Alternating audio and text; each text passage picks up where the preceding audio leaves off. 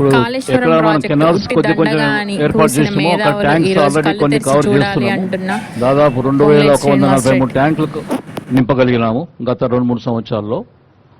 1,67,000 ఎకరాల Nizam Sagar project cover చేయగలిగినాము. అంటే స్టెబిలైజేషన్లో ఎస్ఆర్ఎస్పీలో ఉన్న ఆయకట్టు బిలో ఎల్ఎండి కూడా స్టెబిలైజేషన్ కింద కవర్ చేయగలిగినాము.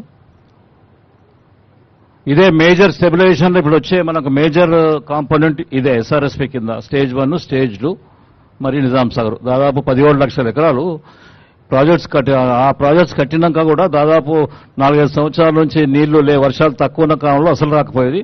ఇప్పుడు కాళేశ్వరం వచ్చినాక మనకు నీళ్లు సరిపడే నీళ్లు ఇవ్వగలుగుతున్నాము. వర్షాలు కూడా రెండు కలిపి 17 lakh acres అచీవ్మెంట్ అయింది అండర్ ది స్టెబిలైజేషన్. స్టెబిలైజేషనే మోస్ట్ ఆఫ్ ది కాంపోనెంట్స్ అంతే. కొత్త ఆయకట్టు వచ్చి కేవలం 98,000 ఎకరాలు క్రియేట్ చేసినాం మొదట్లో.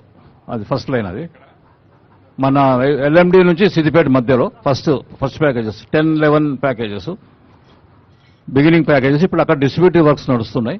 దాంట్లో 98,000 ఎకరాల ఆయకట్టు క్రియేట్ చేసినాం. నెక్స్ట్